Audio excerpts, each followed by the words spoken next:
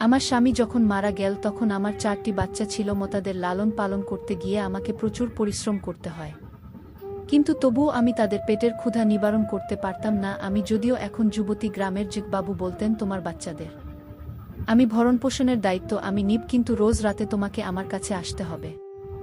আমি কিছুদিন কথা শুনেছিলাম, আর আমি যখন তার প্রাসাদে গেলাম তখন এমন একটা রহস্য খুল যে আমার পায়ে তলা থেকে জেন মাটি সরে গেল। বন্ধুরা, আমার স্বামী 2টা মাত্র শখ ছিল, বাচ্চার জন্ম দেওয়া আর দ্বিতীয়ত ভালো ভালো খাবার খাওয়া। বিয়ের পর কয়েক বছরের মধ্যে আমাদের 3টি বাচ্চার জন্ম নিয়ে নিলেন। এরপরে আরও একটি বাচ্চার মা হয়ে গেলাম। এখন আমার মোট 4টি বাচ্চা। আমার বয়স কম ছিল যখন আমার বিয়ে হয়েছিল। আমার স্বামী ঘরে কখনো কোনো জিনিসের অভাব হতে দেয়নি। এই ব্যাপারটা আমি একটু অবাক হতাম যে এত টাকা পয়সা কোথা থেকে আসে। অন্যের জমিতে কাজ করত সে, আমাদের নিজেদের জমিও ছিল না। যখন 4 নম্বর সন্তান আমার পেটের মধ্যে ছিল তখনই আমার স্বামী এই দুনিয়া থেকে চলে গেল। তার মৃত্যু কখন হয়েছিল কেউ জানত না, শুধুমাত্র তাকে মৃত অবস্থায় পাওয়া যায়। কিন্তু তাকে কেউ প্রাণে মারেনি। পুলিশের আন্দাজ ছিল যে বোধ হয় তার হার্ট অ্যাটাক হয়েছিল। আমার গ্রামে থাকতাম, আর গ্রামে কারো বিয়ের সম্পর্কে খুব বেশি গানও ছিল না। আমার স্বামী এই দুনিয়া থেকে চলে গেল। আমি ভীষণ উদাস ছিলাম, কিন্তু 4টি বাচ্চার সাথে আমার টিকে থাকা খুব মুশকিল হয়ে গিয়েছিল, কেননা সঙ্গ দেওয়ার মতো কেউ ছিল না। খুব খারাপ অবস্থা দেখে নিয়েছিলাম। বাচ্চাদের জন্য খাবার মতো কিছু ছিল না। আমি রাস্তায় রাস্তায় ঘুরছিলাম।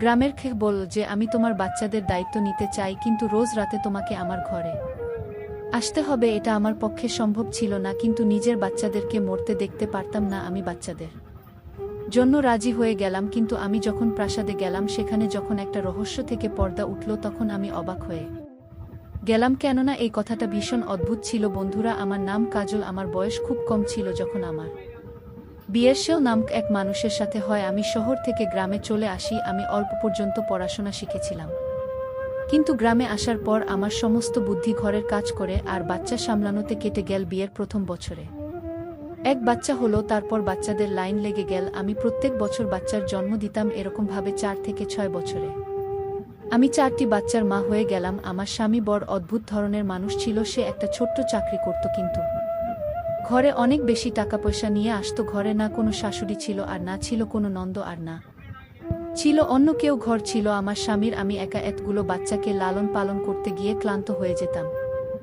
আর ভীষণ চিন্তায় থাকতাম। কখনো কখনো খুব বাজেভাবে কান্নাকাটি করতে থাকতাম আর নিজের স্বামীকে বলতাম যে আমি এত সব করতে পারবো না। আমার স্বামী একটা ভীষণ অদ্ভুত ধরনের শরবত বানাতো, যে শরবত বাদাম, পেস্তা আর এমন কোনো ঠান্ডা জিনিস মেশাচ্ছে, সেটা খেতে সাথে সাথে আমি শান্তি পেয়ে যেতাম। এমনকি আমি পুরো দিন ক্লান্ত হয়ে থাকলেও রাতে শান্তিতে ঘুমাতে পারতাম না। হলে আমার পায়ে এত ব্যথা হতো যে আমি ঘুমাতে পারতাম না, কেননা আমি পুরো দিন বাচ্চাদের নিয়ে কাজ করতাম। বাচ্চাদের জন্মের বেশি সময় হয়নি, ওরা ছোট ছিল বলে আমায় নানাভাবে বিরক্ত করত। এজন্য আমার স্বামী আমার জন্য শরবত অবশ্যই বানাত, আর যখন আমি শরবত খেয়ে নিতাম, সকালবেলায় উঠে আমার মনে থাকতো না যে আমি কখন ঘুমিয়েছি আর কখন উঠেছি। যদি রাতের কোনো বাচ্চা যদি রেগে যেত, আমার স্বামী তার খেয়াল রাখত। সে বলতো, এদের সবাইকে দিন তুমি সামলাও, আর রাতে আমি সামলে নেব, তুমি শান্তিতে ঘুমো। আমার স্বামীর অদ্ভুত অদ্ভুত ব্যাপার ঘটত। সে ঘরে খুব কম থাকত, আর যখনই ঘরে আসতো রাতে আমাকে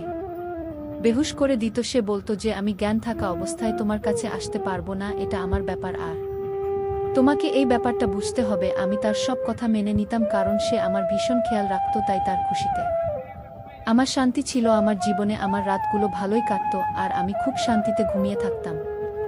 আমাকে 4 বাচ্চাও দিল, কিন্তু আমার বরকে দেখে তেমন মনে হতো না যে সে 4 বাচ্চার বাবা। যখন কিনা সুন্দরী তো আমিও ছিলাম, আর দেখতে বাজে লাগতো না, কিন্তু জানতাম আমি অনেক দুর্বল হয়ে যাচ্ছিলাম। বাচ্চার জন্ম দেওয়া কোনো সহজ কাজ তো নয়। আমার স্বামী ঘরে অনেক ভালো ভালো জিনিস নিয়ে আসতো। সে আমাকে ভালোভাবে খাওয়াতো সারারাত। বাচ্চাদের সামনে আমার ঘুমটা পূর্ণ করে দিত, কিন্তু তার মানে খুব একটা ভালো ছিল না ওর কাছে। তো নিজের জমিও ছিল না, অন্যের জমি দেখাশোনা করত সে। তাহলে এত টাকা পয়সা না জানি কোথা থেকে আনতো, যা চাইতাম তাই এনে দিত। সাথে সাথে বাচ্চাদের জন্য খুব ভালো বাবাও ছিল। সে এমন ছিল না যে একটা বাচ্চার জামাকাপড় অন্য বাচ্চাকে পরিয়ে দিতাম। যখনই বাচ্চার জন্ম নিত তাদের জন্য সমস্ত কিছু নতুন বানাতাম। গ্রামের লোকেরা আমায় বলতো, তোমার স্বামী তোমাকে খুব ভালো অবস্থায় রেখেছে। আমি প্রথমে বিয়েটা করতে চাইনি, কিন্তু এখন আমি সত্যিই বুঝতে পারি যে আমি সৌভাগ্যবতী। আমার খুশিতে আগুন লাগানো হলো যখন একদিন আমি খবর পেলাম আমার স্বামীকে অজ্ঞান অবস্থায় পাওয়া গেছে, তাকে নিয়ে যাওয়া হয়েছে হাসপাতালে। তারপর দ্বিতীয় খবরটা আমার প্রাণ বের করে দিয়েছিল। যখন ডাক্তারের কাছে তাকে নিয়ে যাওয়া হচ্ছিল, তখন সে রাস্তার মধ্যে নিজের শেষ নিঃশ্বাস ত্যাগ করল। সেই সময় আমার পেটে আমার বাচ্চা ছিল। আমি ভীষণ কেঁদেছিলাম আর খুব ছটফট করছিলাম আমার স্বামীকে ছাড়া। বাচ্চাদের কি করে সামলাবো, এই চিন্তাটাই সবার আগে মাথার মধ্যে আসলো। আমার স্বামী ঘরে কিছু পয়সা রেখে দিয়েছিল, যেটা তার কবলে খরচা হয়ে গেল। কিছু দূরের আত্মীয় স্বজন ছিল, কিন্তু কেউ আমাদের নিজেদের ঘরে নিয়ে যেতে রাজি ছিল না, আর না কেউ আমাদের সাহায্য দিতে চেয়েছিল। যদি সমস্ত আত্মীয় স্বজন মাসে কিছু কিছু পয়সাও দিত, তাহলে আমাদের কোনোভাবে সংসার চলে যেত। কিন্তু কেউ এই ব্যাপারটাই এগিয়ে আসেনি। সবাই এটাই বলছিল যে 4টা বাচ্চা খরচা করে তুলবে, এদের সবাইকে কেউ লালন পালন করতে পারবে না, আর ছোট বাচ্চার মাকে বিয়েও বা কে করবে। আমাদের এখানে যখন কোনো মহিলা এভাবে বিদ্যা হতো, তাদেরকে একটাই উপদেশ দেওয়া হতো যে তুমি দ্বিতীয় বিয়ে করে নাও।